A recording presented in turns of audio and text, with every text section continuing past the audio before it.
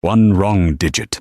That was all it took to change the fate of an entire kingdom.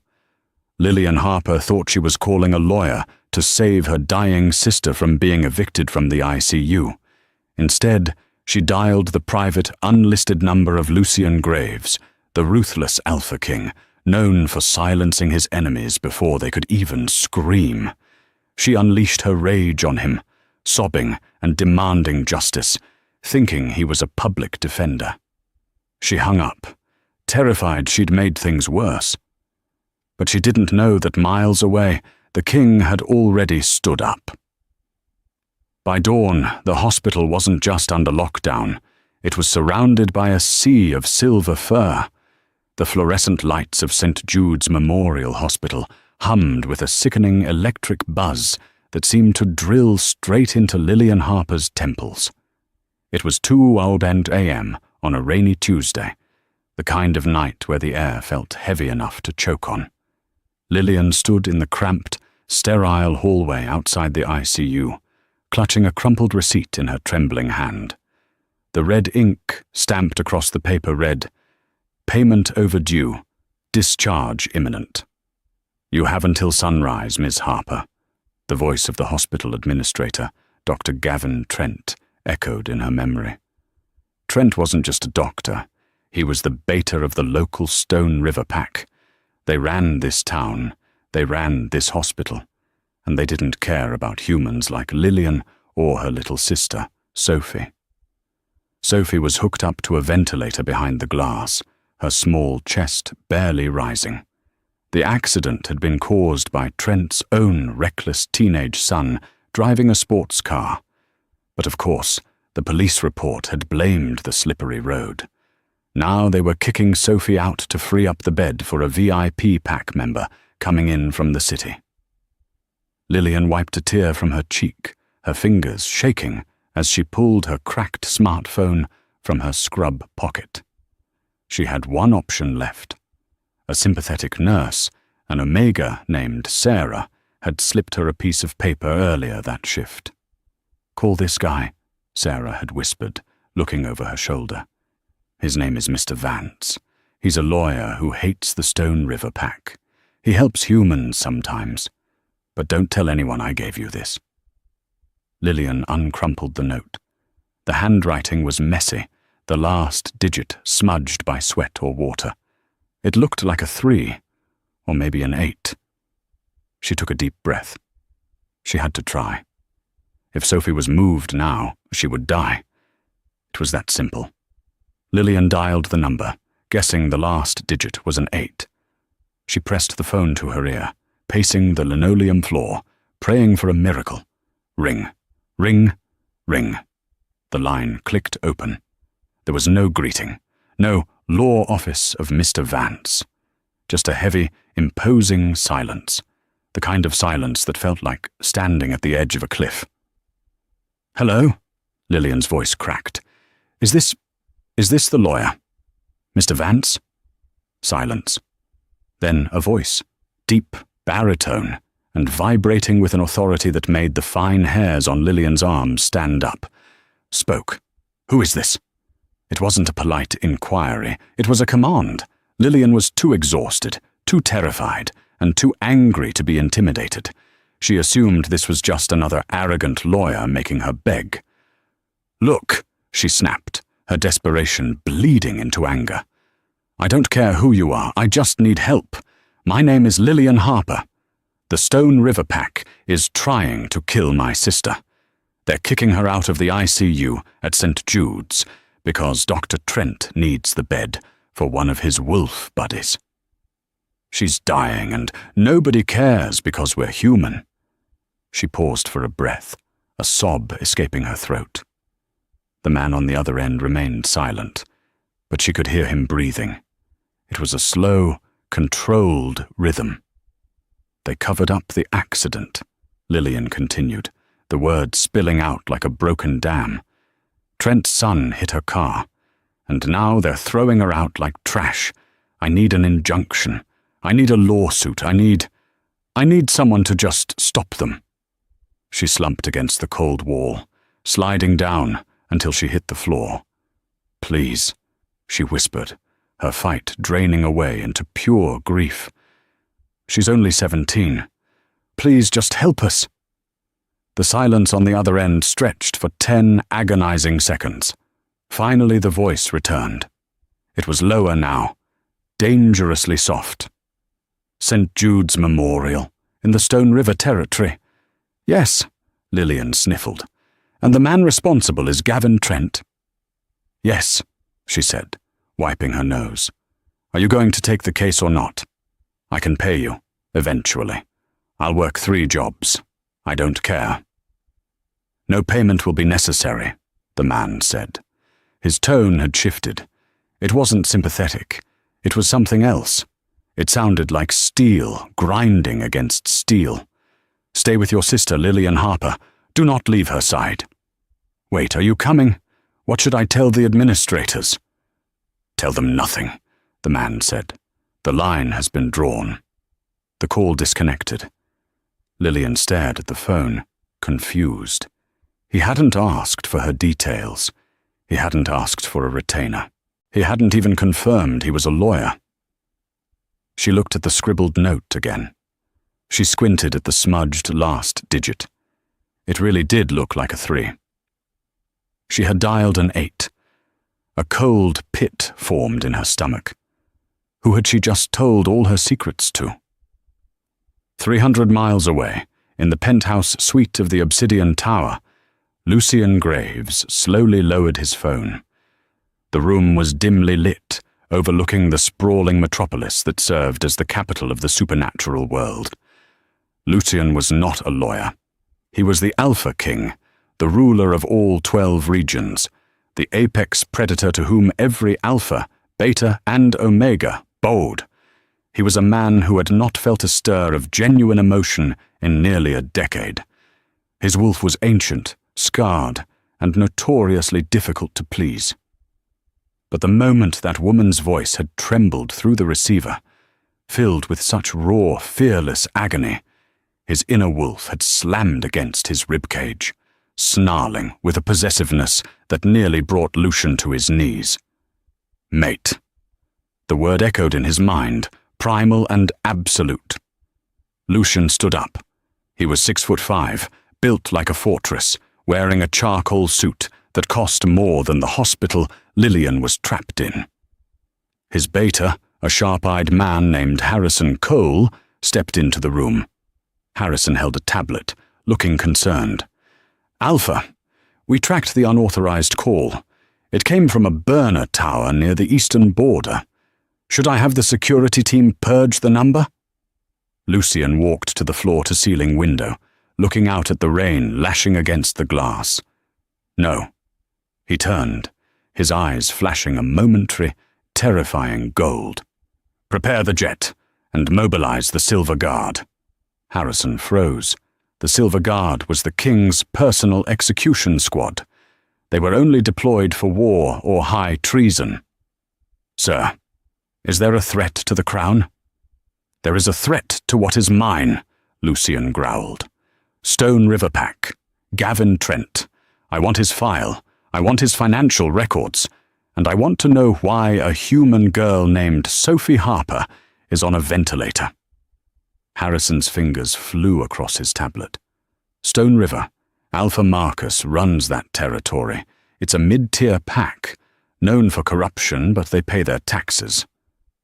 Not anymore, Lucian said, buttoning his jacket. We leave in 10 minutes. And Harrison? Yes, Alpha. Contact the hospital board. Tell them if Sophie Harper is moved 1 inch from her bed, I will burn the building down with them inside it. Back at St. Jude's, the atmosphere had shifted from tense to hostile.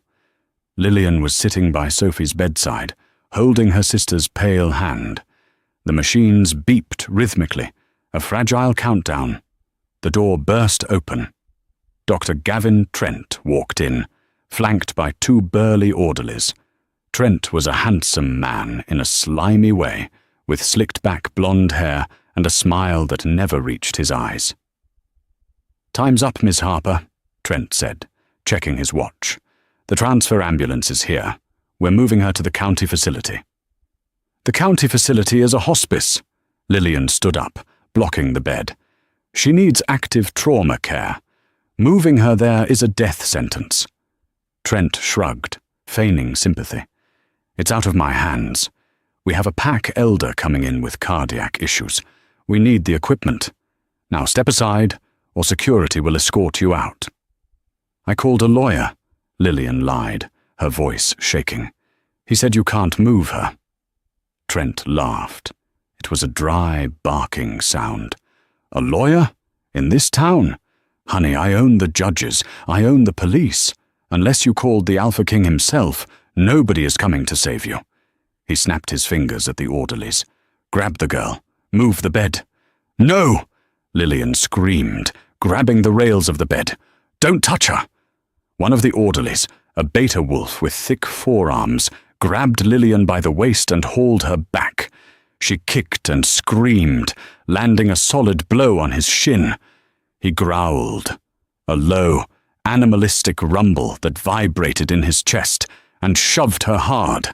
Lillian flew backward, hitting the wall with a sickening thud. She slid to the floor, gasping for air, her vision swimming. "Human trash," the orderly muttered. "Get her out of here," Trent commanded, reaching for Sophie's IV line. "Let's get this over with." Lillian tried to stand, but her legs wouldn't work. She watched in horror as Trent's hand hovered over the life support controls. Boom! A sound like a cannon blast shattered the air. The hospital shook. Trent froze. What was that? Boom! Boom! Boom! It was the sound of heavy rotors. Not one helicopter. Dozens. Suddenly, the lights in the hospital flickered and died, plunging the room into darkness. A second later, the emergency red lights bathed the room in a bloody glow. The PA system crackled to life. But it wasn't the hospital receptionist's voice. "Dr. Gavin Trent!" A voice boomed through the speakers. It was the same voice Lillian had heard on the phone, the voice of steel and command. "Step away from the patient. Now." Trent turned pale. "Who is that? Is this a joke?" He rushed to the window and threw open the blinds.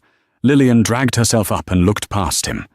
Down below, the hospital parking lot was illuminated by blinding floodlights from 3 hovering military-grade helicopters. But it wasn't the aircraft that made Trent's knees buckle. It was the wolves. Dozens of them. Massive, hulking beasts with fur that shimmered like liquid mercury in the rain. They weren't normal wolves. They were the Silver Guard. They formed a perfect, impenetrable ring around the hospital entrance, and walking through the center of them, flanked by men in tactical gear, was a man in a charcoal suit. He moved with a predator's grace, his eyes glowing gold even from this distance. "Impossible," Trent whispered, backing away from the window. That's the king." Lillian stared down, her heart hammering against her ribs. The man in the suit stopped. He looked up, straight at the 4th-floor window. Even from that distance, Lillian felt the impact of his gaze. He wasn't looking at Trent. He was looking at her. The silence that descended upon the 4th floor of St. Jude's Memorial was heavy enough to crush bones. The air pressure had dropped, a physical manifestation of the Alpha King's aura radiating upward from the ground floor. Inside the ICU room, Dr. Gavin Trent was no longer the arrogant administrator. He was a trapped animal. He backed away from the window, his hands trembling as he smoothed his lab coat, a futile attempt to regain composure. The 2 orderlies who had thrown Lillian to the floor were now exchanging terrified glances, their wolf instincts screaming at them to expose their throats in submission. Lillian pushed herself up from the cold linoleum. Her shoulder throbbed where she had hit the wall, but the physical pain was dull compared to the confusion swirling in her mind. She looked at the phone in her hand, the cheap, cracked screen displaying the call log. 02:03 a.m., outgoing call, 45 seconds. She had called a lawyer. She was sure of it. So why was the hospital surrounded by the Silver Guard? Why was the Alpha King, a figure of myth and terror, walking through the front doors? The answer came in the sound of heavy boots echoing down the hallway. Thud, thud, thud. It wasn't a run. It was a rhythmic, inevitable march. Outside the room, screams of surprise from the nursing staff were cut short, replaced by the sound of shuffling feet and hushed whimpers. The Silver Guard was securing the floor. The door to the ICU room didn't open. It was pushed inward by a telekinetic force of sheer dominance before a hand even touched the handle. The metal hinges groaned in protest. First, 2 soldiers in tactical black gear entered, their faces covered by masks, silver wolf insignias stitched onto their chests. They swept the room with military precision, weapons raised but pointed low. "Secure," one barked. Then he entered. Lucian Graves was larger than life. The photos in the newspapers didn't do him justice. In person, he was a monolith of raw power. The air in the room seemed to ignite. He smelled of rain, expensive scotch, and something wild, like a forest fire. His eyes were a swirling vortex of molten gold, the mark of a royal alpha. Dr. Trent fell to his knees. It wasn't a choice. The sheer weight of Lucian's presence forced the beta's legs to give out. The 2 orderlies dropped instantly, foreheads pressed to the dirty floor, whining softly. Lillian was the only one left standing. She was human. She didn't have the wolf instinct to submit, but her body betrayed her nonetheless. Her breath hitched, and her heart hammered a frantic rhythm against her ribs. She pressed her back against Sophie's bed, shielding her sister instinctively. Lucian stopped in the center of the room. He didn't look at the kneeling men. He didn't look at the machines. His gaze locked onto Lillian. He took in her appearance, the cheap, worn scrubs, the dark circles under her moss-green eyes, the way her messy brown hair was tied back in a frantic bun. And then his eyes narrowed as they landed on the bruise beginning to form on her arm where the orderly had grabbed her. A low growl rumbled in his chest. It was a sound so deep it vibrated the glass windows. "Who touched her?" Lucian asked. His voice was the same one from the phone, but now, stripped of the distortion, it was terrifyingly smooth. Trent couldn't speak. His jaw was locked tight in fear.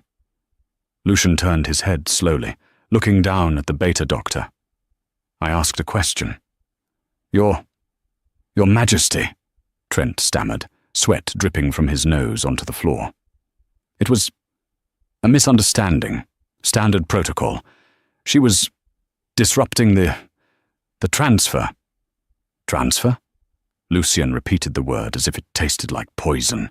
He walked over to the bedside, his movements predatory. He glanced at Sophie's pale form, then at the monitor showing her weak heartbeat. "This girl is not stable enough to be moved. We needed the bed, sire," Trent whispered, his voice cracking. "For Elder Holloway. He has priority." "Priority," Lucian mused. He reached out and gently touched the railing of the bed, his large hand dwarfing the metal. "You were going to kill a child for a bed?"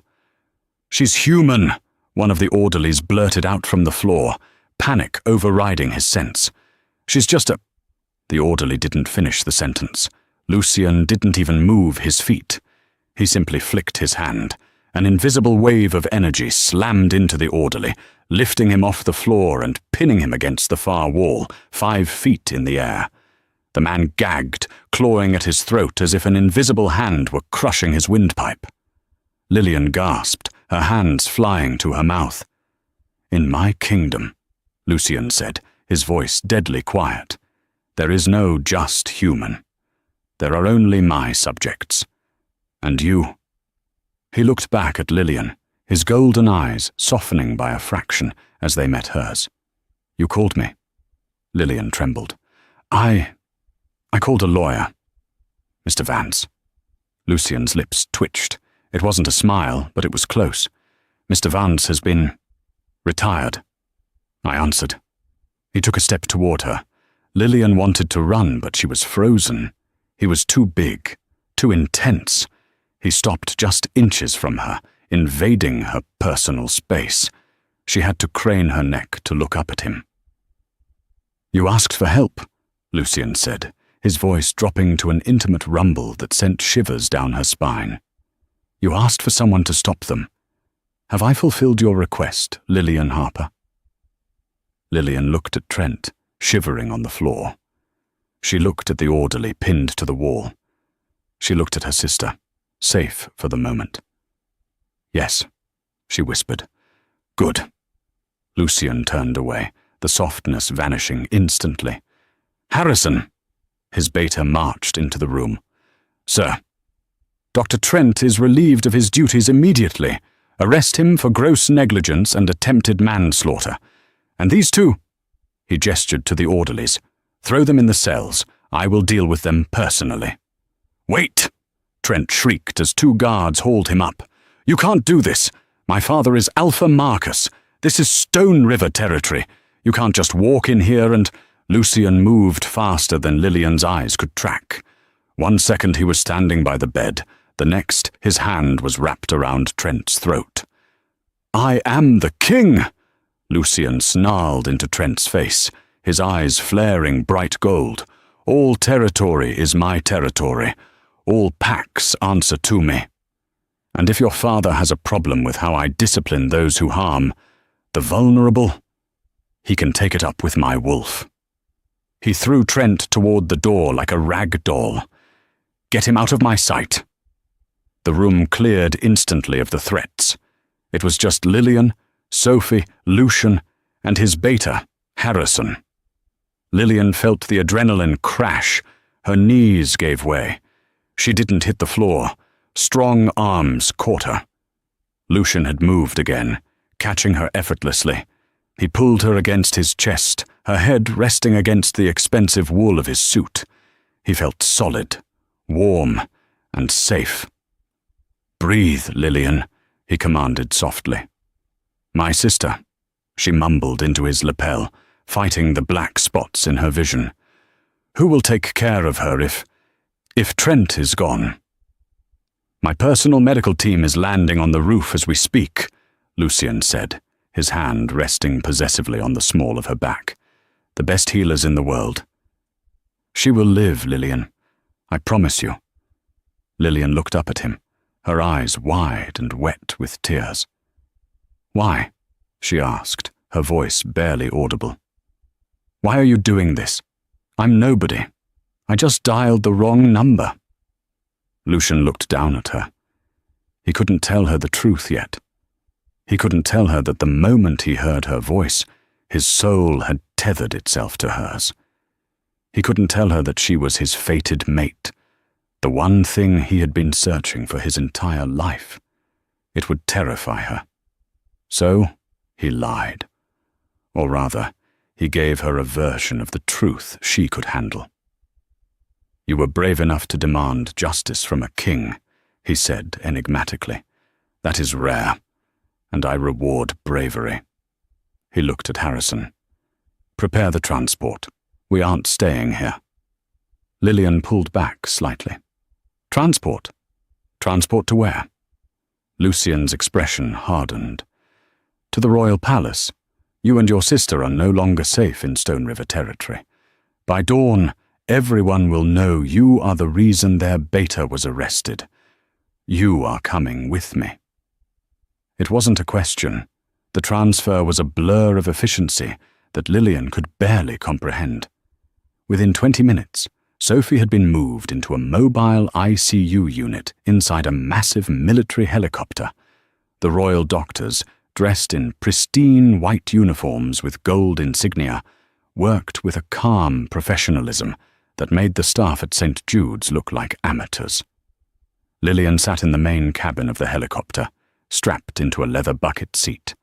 Across from her sat Lucian Graves. He had removed his jacket and rolled up the sleeves of his white dress shirt, revealing thick forearms corded with muscle and faint, silvery scars, remnants of past battles.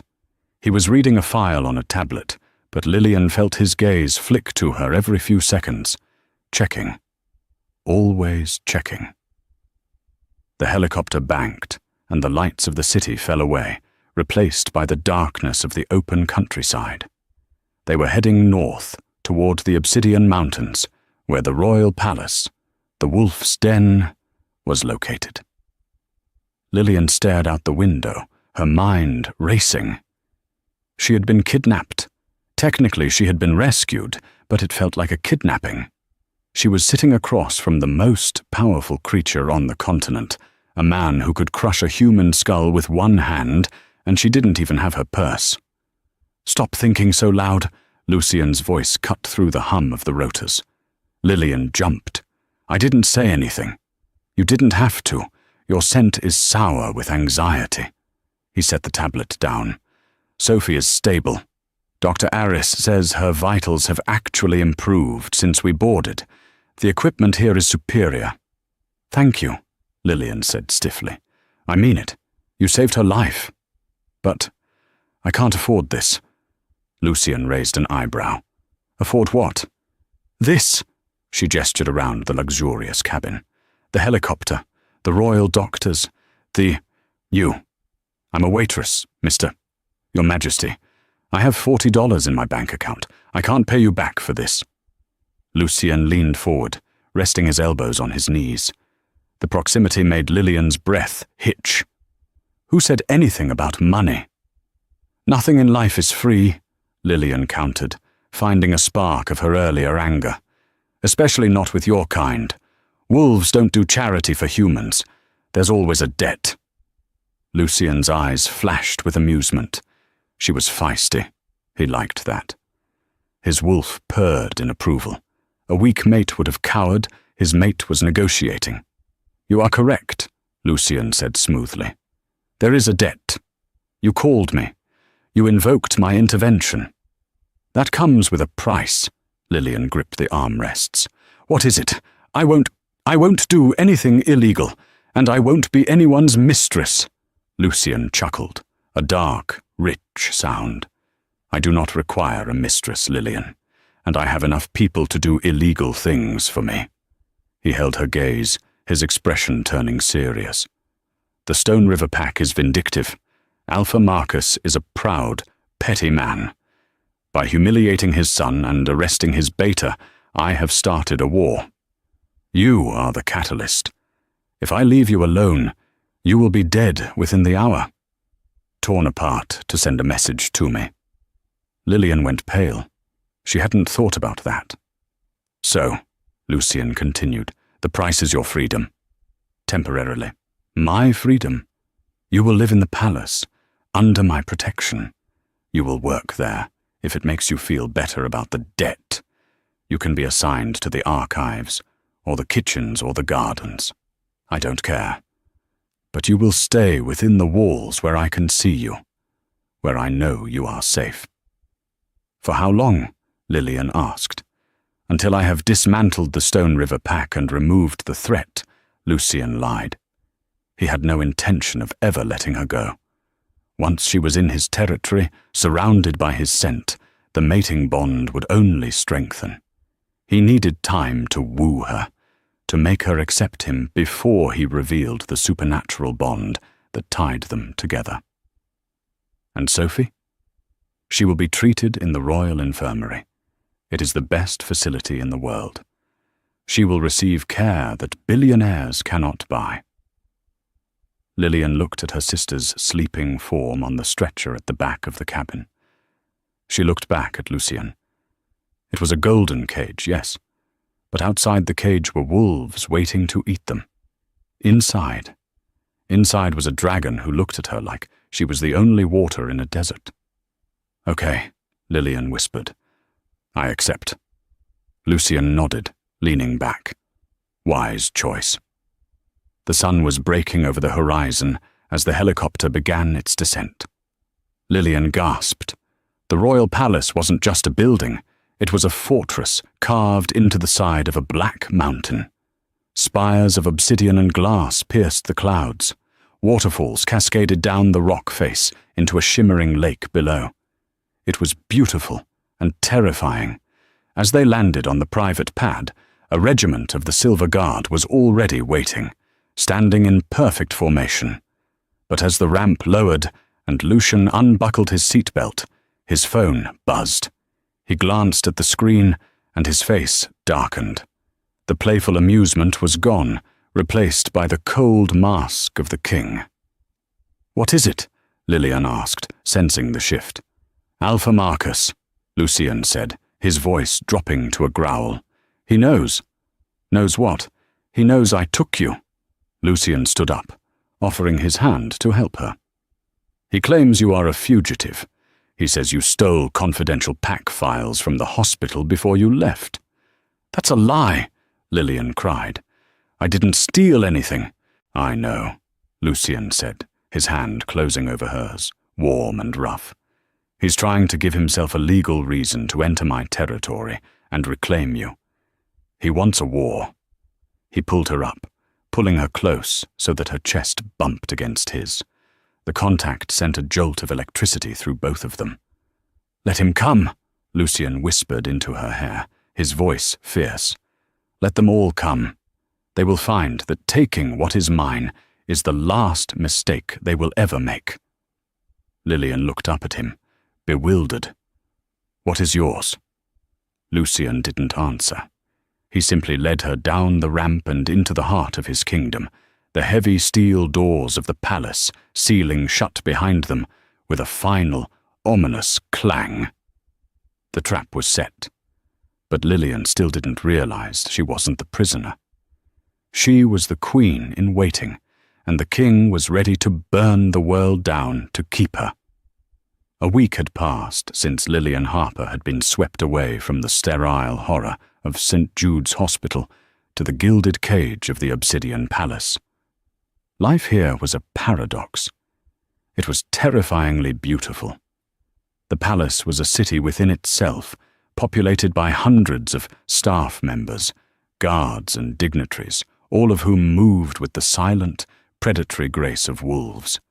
Lillian was the anomaly, the fragile human in a den of monsters. True to his word, Lucian had assigned her a job to work off her debt. She was placed in the royal archives, a massive cathedral-like library filled with ancient texts on werewolf history. It was quiet, safe, and far away from the politics of the court. Or so she thought. Lillian stood on a rolling ladder, dusting a shelf of leather-bound books that smelled of cedar and old magic. Her mind, however, was in the infirmary. Sophie was awake. The royal doctors had performed miracles. Her sister was breathing on her own, eating, and even smiling. That alone made every second of this confinement worth it. "You missed a spot," a deep voice rumbled from below. Lillian nearly fell off the ladder. She gripped the rails and looked down. Lucian was standing there. He had shed the formal suit for a black tactical shirt that clung to his chest, his arms crossed. He looked less like a king and more like a soldier ready for war. He had been coming to the library every day, just for a few minutes, just to check on his investment, he claimed. Lillian climbed down, her heart doing that traitorous flutter it always did when he was near. "Your Majesty, I didn't hear you come in." "I know," Lucian said, his golden eyes tracking her movement. "You have zero situational awareness. A squirrel could ambush you." "Good thing there are no squirrels here, only wolves," Lillian retorted, wiping her hands on her apron. Lucian stepped closer, invading her space. The air between them grew heavy, charged with static. "Wolves are more dangerous." "You haven't eaten me yet," she whispered, looking up at him. Lucian's jaw tightened. If only she knew how close he was to snapping. every instinct in him screamed to claim her, to bite the sensitive skin where her neck met her shoulder, to mark her so deeply that every wolf on the continent would know she belonged to the king. But he couldn't. Not yet. She was human. She was fragile, and she was terrified of his world. "I am a disciplined man, Lillian," he said, his voice rough. He reached out, his thumb grazing her cheekbone. The touch was electric. Lillian gasped softly. "Sir!" The moment shattered. Harrison, the beta, burst into the library, looking breathless. Lucian pulled his hand back instantly, the mask of the cold king slamming back into place. "Report." "The Stone River delegation has arrived at the gates," Harrison said urgently. "Alpha Victor is leading them personally. He has brought his enforcers. He claims he has a warrant from the Council of Elders to search the premises for the fugitive spy." Lillian went cold. "Alpha Victor? Is that Gavin Trent's father?" "Yes," Lucian said, his eyes darkening to the color of a stormy sea. "He is here to take you back." "You said I was safe," Lillian said, her voice trembling. "You are," Lucian vowed, turning to her. "Stay here. Do not leave the archives. I will deal with Victor." He turned and stormed out, Harrison on his heels. Lillian stood there, shaking. She tried to focus on her work, but her hands were useless. "Don't worry, dear," a soft voice came from the next aisle. Lillian turned to see Beatrice, one of the palace maids who had been assigned to help her in the archives. Beatrice was a small, mousy woman, an Omega who always kept her head down. She had been kind to Lillian, bringing her extra desserts from the kitchen and telling her gossip about the court. "Beatrice," Lillian exhaled. "Did you hear?" "I heard," Beatrice said, clutching a feather duster. She looked terrified. "Alpha Victor is a monster. If he takes you—" "Well, we can't let that happen." Beatrice looked around nervously, then pulled a small, silver flash drive from her pocket. "Here," she whispered, shoving it into Lillian's apron pocket. "What is this?" Lillian asked, confused. "It's a recording," Beatrice hissed. "I was cleaning the war room yesterday. I heard the king talking to his generals. He has proof that Alpha Victor has been embezzling tax money. If Victor tries to take you, you give this to the council. It will destroy him." Lillian's eyes widened. "Why are you giving this to me? Why doesn't the king just use it?" "Because the king has to follow protocol," Beatrice said urgently. "He can't admit he was recording his own nobles. But you are a human. You can say you found it. It's your insurance policy, Lillian. Hide it. Keep it on you at all times." Lillian hesitated. It felt wrong. But she remembered the cruelty in Dr. Trent's eyes. She remembered the bruising grip of the orderly. These people wanted to kill her sister.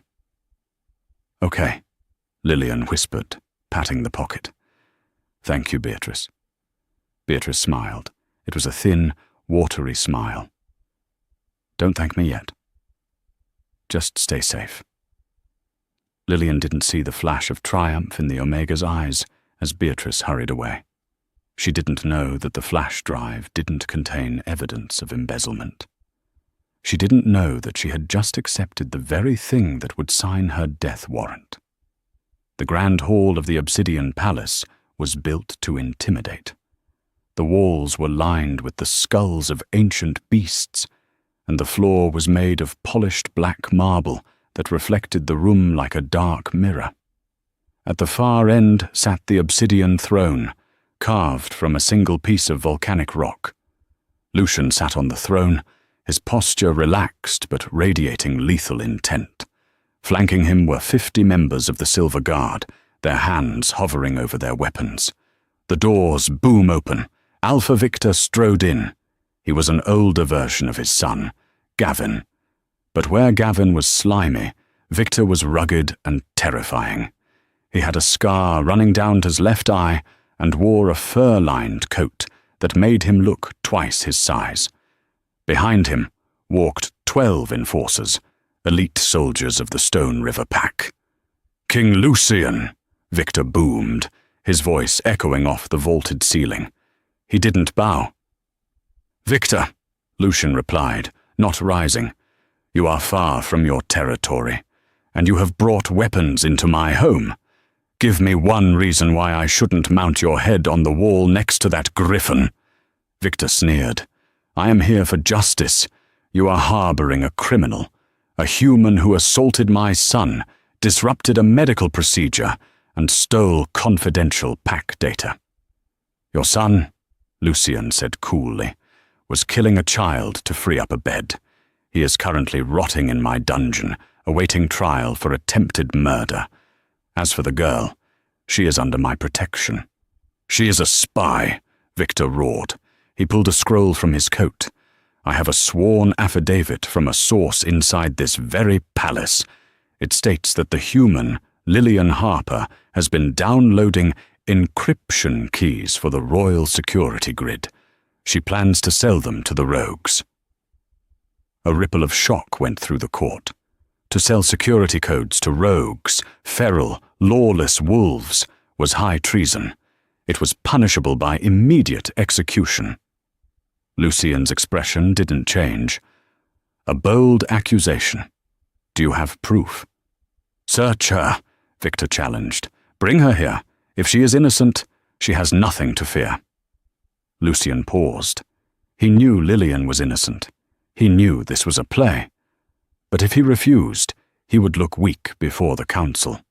He would look like a king blinded by lust for a human. "Bring her," Lucian commanded. Minutes later, the side doors opened. Lillian was escorted in by 2 guards. She looked small in the vast hall, her hands trembling as she wiped them on her apron. She saw Alpha Victor and went pale, instinctively stepping closer to the throne. "Lillian," Lucian said, his voice softer than before. "Alpha Victor accuses you of espionage. He claims you stole digital keys." "That's a lie," Lillian cried, her voice ringing clear. "I've been in the archives all day. I don't even know what an encryption key is." "Then you won't mind if we check your pockets," Victor snarled, stepping forward. Harrison, the beta, stepped between them. "I will conduct the search." Harrison approached Lillian. "I'm sorry, Miss Harper. Arms out." Lillian raised her arms, confusion and fear warring in her eyes. She had nothing to hide. Harrison patted her down. He checked her sleeves. Then he reached into her apron pocket. His face fell. He pulled out the silver flash drive. The room went dead silent. Lillian stared at the drive. Her heart stopped. "Beatrice." "What is that?" Victor shouted, pointing a thick finger. "Check it! Plug it in!" Harrison looked at Lucian. The king's face was unreadable, a mask of stone. "Do it!" Lucian ordered. Harrison walked to a console near the throne and inserted the drive. A holographic screen flickered to life above them. It wasn't an audio recording of embezzlement. It was a scrolling list of the palace's perimeter defense codes, along with a timestamp of when they were downloaded, from the archive terminal just 10 minutes ago. "Treason!" Victor howled. "There it is! She stole the codes! She is working with the rogues to slaughter us all!" The Stone River enforcers drew their blades. The Silver Guard raised their rifles. The tension was at a breaking point. Lillian backed away, shaking her head violently. "No! No! Beatrice gave that to me. She said it was evidence against him. I didn't know. I swear." "Beatrice?" Victor laughed cruelly. "Who is Beatrice? A convenient ghost?" "She's a maid," Lillian pleaded, looking at Lucian. "Lucian, please. You have to believe me. I was set up." Lucian stood up. The movement was slow, deliberate. He walked down the steps of the dais until he stood between Lillian and the accusing mob. He looked at the holographic screen. Then he looked at Victor. "You played this well, Victor," Lucian said quietly. "You found a weak link in my staff. You planted the drive. You timed your arrival perfectly. "I did no such thing," Victor blustered. "The evidence is on her person. The law is clear, King Lucian. The penalty for espionage is death. Hand her over, or you violate the sacred pact. If you protect a traitor, you are no king of ours." This was the trap. If Lucian protected her, the other pacts would revolt, seeing him as compromised. If he handed her over, she died. Lillian grabbed Lucian's arm. "Lucian." He didn't look at her. He kept his eyes on Victor. "Harrison," Lucian said. "Bring in the witness." Victor frowned. "Witness?" The side doors opened again. 2 silver guards dragged a woman in. Her hands were bound, and she had a gag in her mouth. It was Beatrice. Lillian gasped. "Remove the gag," Lucian ordered. The guard ripped the cloth away. Beatrice was sobbing, her scent sour with terror. "Tell them," Lucian commanded. His voice used the alpha tone, a frequency that forced absolute obedience from lower-ranked wolves. "Tell them who gave you the drive." "It was him!" Beatrice screamed, dropping to her knees and pointing at Alpha Victor. "He promised to pay off my father's gambling debts. He met me in the village 3 days ago. He gave me the drive and told me to trick the human." Victor's face turned a shade of purple. "She lies. This is coerced." "Is it?" Lucian asked. He pulled a remote from his pocket and clicked it. The holographic screen changed. The list of codes vanished. In its place, a video feed appeared. It was security footage from the archives. High definition. It showed Beatrice pulling the drive from her pocket, whispering to Lillian, and shoving it into Lillian's apron. Lucian looked at Victor with a cold, terrifying smile. "Did you really think I wouldn't have cameras in the room where I keep my most dangerous secrets?" Victor took a step back. His plan had collapsed. "You," Victor snarled, his hand drifting to the gun at his hip. "You set me up." "No," Lucian said, his voice dropping to a demonic growl. "I just let you dig your own grave. You tried to frame an innocent woman. You tried to undermine the crown. And worst of all," Lucian turned to look at Lillian. He reached out and took her hand, interlacing his fingers with hers in front of the entire court. "Worst of all," Lucian announced, his voice thundering through the hall, "you threatened my mate." The word hung in the air like a thunderclap. Lillian froze. "Mate." The silver guard gasped. The Stone River enforcers lowered their weapons in shock. "Mate!" Victor whispered, his face draining of color. She is human. She cannot be. She is my soul's equal," Lucian roared, his eyes glowing so bright they illuminated the dark hall. Silver fur began to sprout along his jawline. "And you tried to have her executed." Lucian released Lillian's hand and stepped toward Victor. The beast was surfacing. "By the laws of the ancients," Lucian declared, "an attack on the mate is an attack on the Alpha himself. This is no longer a legal matter, Victor." Lucian ripped his shirt open, buttons flying, as his body began to expand, bones cracking and reshaping. "This," the king snarled as his voice turned into a wolf's roar, "is a duel to the death." The transformation was violent and magnificent. The sound of Lucian's expensive suit tearing was drowned out by the sickening crack of bone reshaping. In seconds the man was gone. In his place stood a creature of nightmare and legend. Lucian's wolf form was monstrous, easily twice the size of a normal alpha. His fur was pitch black, rippling with silver streaks that looked like lightning trapped in obsidian. His eyes burned with a terrifying, ancient golden fire. Alpha Victor hesitated. The blood drained from his face as he realized the magnitude of his mistake. He had challenged a royal lichen, but there was no backing down now. With a desperate snarl, Victor shifted, his body contorting into a large, muddy brown wolf. The brown wolf lunged, jaws snapping for the throat. It was over before the first scream could leave Lillian's lips. Lucian didn't even dodge. He simply swiped a massive paw, the movement a blur of speed. The force of the blow sent Victor's wolf flying across the polished marble floor. He crashed into a pillar, the stone cracking on impact. Victor scrambled to get up, whining, but Lucian was already on him. The black wolf pinned the traitor down with one paw, a low, rumbling growl emanating from his chest that vibrated through the floorboards. It was a sound of absolute judgment. There was no mercy in the grand hall that day. With a quick, decisive snap of his jaws, Lucian ended the reign of the corrupt Alpha. Silence fell over the room.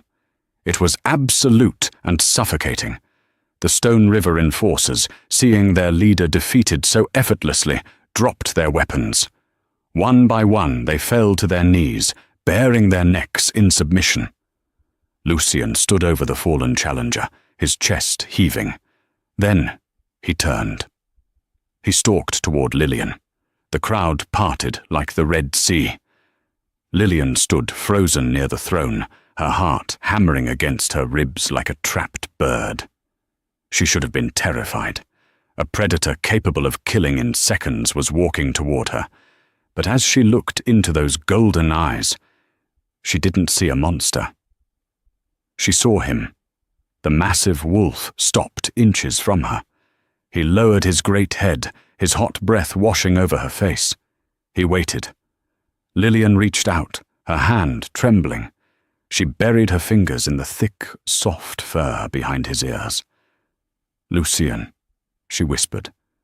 The wolf closed his eyes and leaned into her touch, a soft, chuffing sound escaping his throat. "Long live the Queen!" Harrison shouted, dropping to one knee. The Silver Guard followed suit, then the staff. Then the defeated Stone River wolves. Within seconds, the entire hall was kneeling. Lillian looked around, wide-eyed and overwhelmed. She wasn't just a waitress anymore. She wasn't just a girl who dialed a wrong number. She was the mate of the king. 3 days later, the atmosphere in the Obsidian Palace had shifted from one of tension to celebration. Lillian stood on the balcony of the royal suite, overlooking the valley bathed in moonlight. She wore a silk gown the color of midnight, a gift from the dressmakers who were now tripping over themselves to serve her. "Sophie is asking for ice cream," a deep voice said from the doorway. Lillian smiled and turned. Lucian stood there, leaning against the frame. He looked tired but at peace. The constant tension that had defined him since she met him was gone. "The doctors said her vitals are perfect," Lillian said, walking over to him. "She's going to walk again in a week. You gave her that." "I gave her what she deserved," Lucian corrected gently. He took her hands, pulling her out to the balcony railing. "And you? Do you have everything you need?" Lillian looked up at him. "You called me your mate in front of everyone. You started a war for me. But you never actually asked me." Lucian chuckled, the sound vibrating in his chest. "Wolves are not known for asking, Lillian. We know. The moment I heard your voice on the phone, my wolf claimed you. Every instinct I have screams that you are mine." He lifted her hand to his lips, kissing her knuckles. "But I am also a man, and a man must ask." He looked into her eyes, his expression serious and vulnerable. "Lillian Harper, you stumbled into my life by mistake, but you are the only thing that has ever felt right. Will you stay? Not as a prisoner, not to pay a debt, but as my partner, my equal, my queen?" Lillian thought about the life she had before, the struggle, the bills, the fear. Then she looked at the man standing before her, who had torn the world apart just to keep her safe. She smiled, and it was the brightest thing in the night. "I think," she whispered, leaning up to kiss him, "that was the best wrong number I ever dialed." Lucian wrapped his arms around her, pulling her flush against him as the moon watched from above. The king had found his queen, and for the first time in history, the wolf's den was truly a home. And that is the story of how one accidental phone call to the wrong number changed Lillian Harper's life forever. From a desperate sister in a hospital hallway to the queen of the Alpha King, Lillian proved that sometimes fate works in mysterious ways. It's a reminder that even in our darkest moments, when we feel powerless against the world, help can come from the most unexpected places, even if that place is the terrifying alpha of the supernatural world. What do you think? If you were in Lillian's shoes, would you have trusted Lucian after finding out who he really was? Or would you have run for the hills the moment you saw the wolves? Let me know in the comments below. If you enjoyed this story of revenge, romance, and destiny, please give this video a big thumbs up. It really helps the channel. Don't forget to subscribe and hit that notification bell so you never miss a new story. We upload brand new dramatic tales every single week. Thanks for listening, and I'll see you in the next video.